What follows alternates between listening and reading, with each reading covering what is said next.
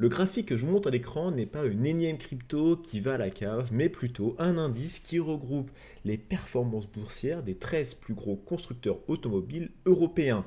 Et on se rend compte que sur les 6 derniers mois de l'année, ça a baissé de 20%. Ça montre très clairement cette instabilité économique des constructeurs européens. Et pourquoi? Tout simplement parce qu'il y a eu profit warning sur profit warning. On a eu BMW, on a eu Stellantis. Il faut savoir que Stellantis, c'est Peugeot Citroën, c'est Jeep, c'est Maserati, c'est plein d'autres, je vous montre à l'écran. On a aussi Volkswagen et enfin Aston Martin.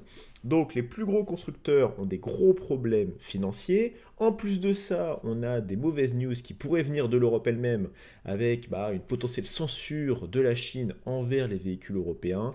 Donc bref, ce secteur extrêmement important pour l'Europe et surtout pour l'Allemagne a des très très gros problèmes actuellement. Et bonjour à tous, c'est Arthur de la chaîne Décrypte Finance et on se retrouve aujourd'hui pour discuter des news financières de la semaine qui vient de se terminer. Je voulais commencer par un article qui ne va pas forcément vous plaire et j'en suis désolé, du moins ça va vous stresser un petit peu quand vous allez commander vos prochaines vacances. On a une enquête de la justice italienne qui a révélé qu'il y a plus de 6000 pièces non conformes qui ont été construites, livrées et installées sur des appareils Boeing. Alors qu'est-ce que nous dit l'article? Tout simplement qu'il y a une entreprise italienne qui construit des pièces pour Boeing, notamment pour le fuselage, en aluminium et en titane, et que sur toutes ces pièces qui ont été livrées, il y en a plus de 6000 qui ne sont pas conformes à la réglementation. C'est-à-dire que ça donne encore plus de risques sur le vol de ces Boeing. Il y a une maintenance beaucoup plus élevée pour ces Boeing-là, mais il faut les repérer, il faut savoir lesquels. Donc, on a eu quand même beaucoup de news négatives sur Boeing ces derniers temps, énormément de déboires, et cette enquête-là ne va clairement pas améliorer la réputation de Boeing. Je vous invite à lire l'article pour voir un petit peu vraiment plus précisément ce qui s'est passé, mais on se rend compte de toute façon que Boeing est dans une sale passe, et en bourse, ça ne fait que baisser depuis son top en décembre 2023. L'action Boeing a perdu plus de 40%, c'est énorme. Heureusement, Airbus se porte bien, mais voilà, c'est pas forcément la news la plus rassurante de la journée. Une des plus grosses news de la semaine, c'est les chiffres de l'emploi qui sont tombés vendredi. Alors, en prévision, il y avait à peu près 140 000 nouvelles créations de jobs, nouveaux jobs aux États-Unis. Les chiffres sont tombés vendredi, ce n'est pas 140 000, mais 245 000 nouveaux jobs aux États-Unis, ce qui est une très très grosse surprise et aussi une très bonne nouvelle pour l'économie américaine. Donc on a d'un côté beaucoup plus de création de jobs que prévu, on a un chômage qui baisse, plutôt normal, et de l'autre côté, on a une rémunération globale des employés des États-Unis qui augmente d'environ 4%. Donc sur ça, on n'a que des bonnes nouvelles. Ça montre que l'économie américaine se porte bien, ça montre aussi qu'ils ne sont pas en récession, que ça continue à recruter, on a des bons chiffres, bref, donc que des bonnes nouvelles. Mais au même moment, on a eu des taux américains qui ont fortement augmenté. Je vous mets à l'écran le taux 10 ans, de swap 10 ans, c'est-à-dire que c'est le taux qui est utilisé pour toutes les opérations financières, du moins pas mal d'opérations financières de maturité 10 ans, et on se rend compte qu'il augmente. Il augmente fortement de 10 BP, c'est-à-dire de 0,10%. Alors, comment expliquer cette hausse des taux alors que les news sont plutôt bonnes? On a deux aspects à regarder. D'un côté, avoir des chiffres du chômage très bons, une baisse du chômage, des jobs qui sont créés, ça montre que l'économie américaine va bien. On n'est pas dans le cas d'une récession, on n'est pas dans le cas où l'économie américaine se crache et arrive à une croissance un peu molle. Non, on est plutôt dans quelque chose qui se passe bien, et on a une baisse des taux qui commence, donc plutôt des bonnes nouvelles. Mais étant donné que l'économie américaine va bien, la Fed, donc la Banque centrale américaine, peut se dire, ok, j'ai pas forcément besoin de relâcher trop la pression sur les taux, parce que des taux élevés empêchent le développement de l'économie en règle générale. Donc j'ai pas forcément besoin de trop relâcher la pression parce que l'économie américaine se porte bien. Premier point. De l'autre côté, on a des bons chiffres de l'emploi, donc plus de personnes qui ont un job, donc plus de personnes qui ont un salaire, et en plus de ça, un package qui augmente de 4%, donc plus de pouvoir d'achat. Qui dit plus de pouvoir d'achat, plus de consommation et potentiellement plus d'inflation. Donc on a d'un côté une inflation de second tour qui pourrait se maintenir via l'augmentation des salaires, et de l'autre côté, une économie américaine qui se porte bien, où il n'y a pas forcément besoin de faire des grosses coupes dans les taux pour essayer de donner un peu d'air à cette économie, et les deux ensemble font que la Fed pourrait être tentée de faire des baisse de taux un peu plus petite que prévu, ne pas faire des grosses baisses de taux comme on a pu voir il y a des quelques semaines avec une baisse de 0,50%, donc ça pourrait être un peu plus court, qui veut dire des baisses un peu plus courtes, veut dire que tout ce qui était prévu par le marché considérait des baisses de taux un peu plus importantes. Donc tout le marché s'est rééquilibré avec ces nouvelles prévisions, et donc ça a fait augmenter les taux, ce qui peut expliquer donc pourquoi le 10 ans a augmenté, mais aussi le 3 ans, le 5 ans, le 7 ans, bref, tous les taux ont augmenté. Donc d'un côté, on a une très bonne news, et de l'autre côté, on a des taux qui augmentent, mais c'est un peu en rapport avec toutes ces prévisions de baisse de taux de la Fed.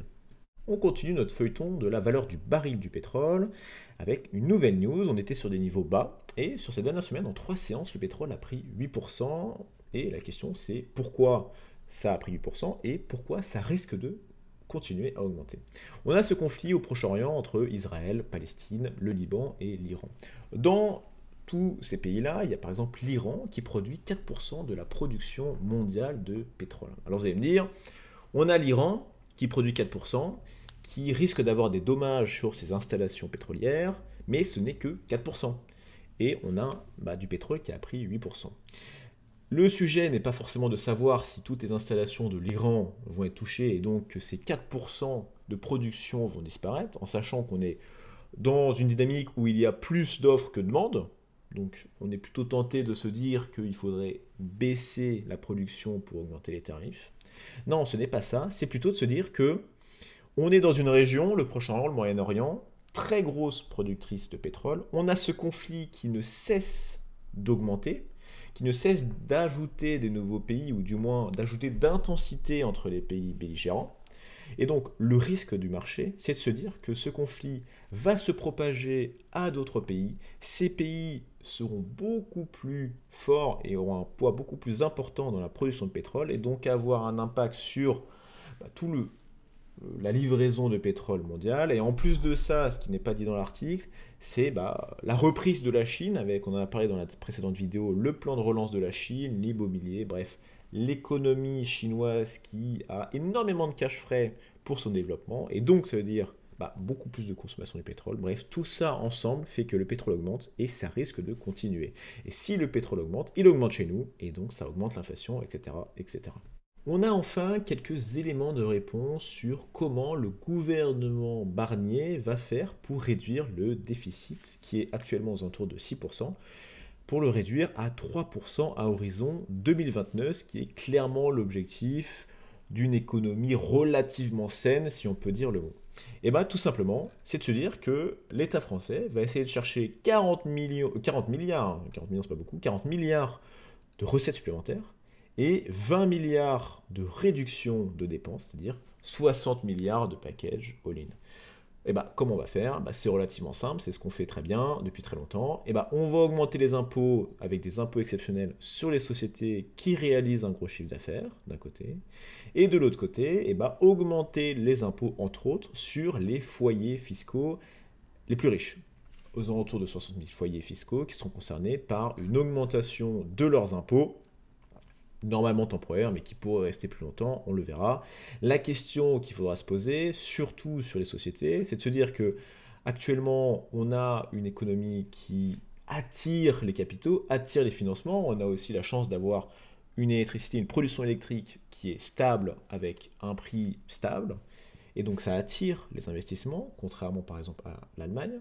Et si on commence à trop taxer les entreprises qui réussissent bien avec un très beau chiffre d'affaires, cet équilibre entre l'intérêt d'aller dans un certain pays pour plein de raisons, et donc d'investir dans ce pays, et de l'autre côté, sur ce même pays, avoir une instabilité fiscale sur le revenu, le chiffre d'affaires fait, ça va.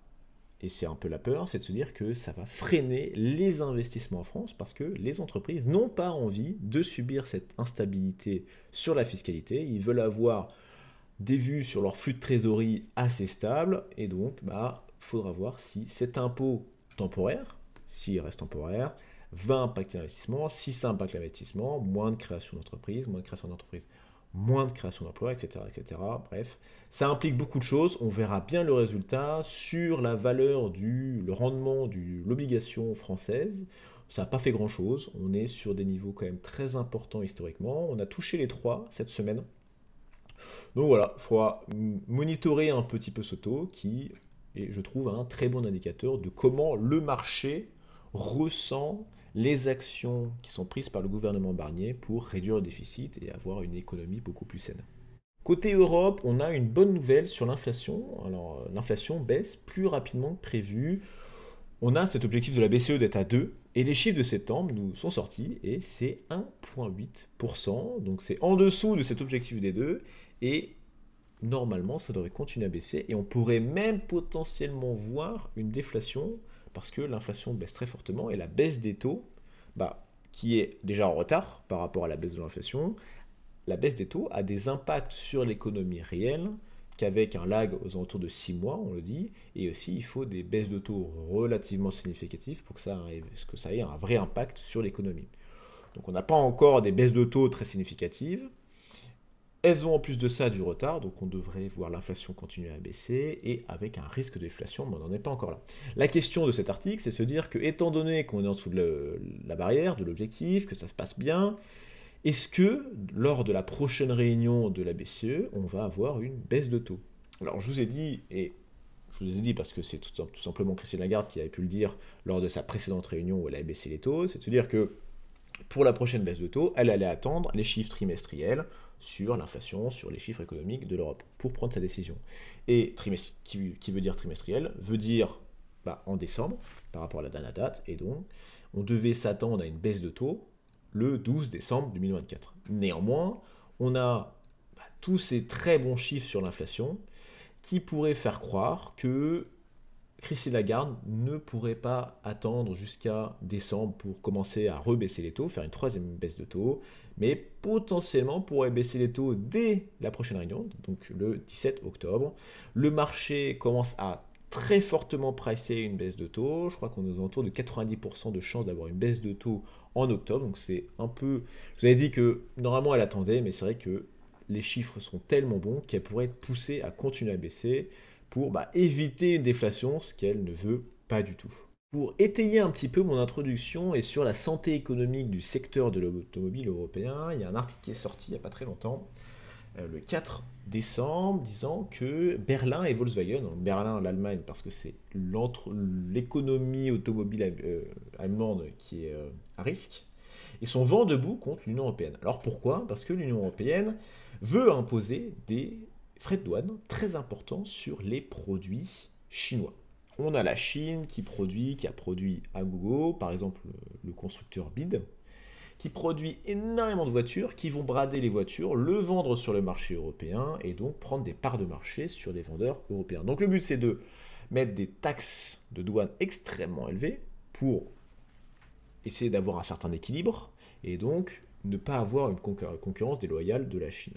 Là vous allez me dire, ok, super, ça permet aux constructeurs européens de continuer à vendre les voitures en Europe, en sachant qu'il n'y aura pas cette concurrence, ou du moins un peu moins cette concurrence déloyale de la Chine. Très bonne nouvelle. Alors pourquoi l'Allemagne et Volkswagen sont contre ça? Tout simplement parce que si l'Europe impose des taxes de douane à la Chine, et la Chine pourrait très clairement faire la même chose contre l'Europe.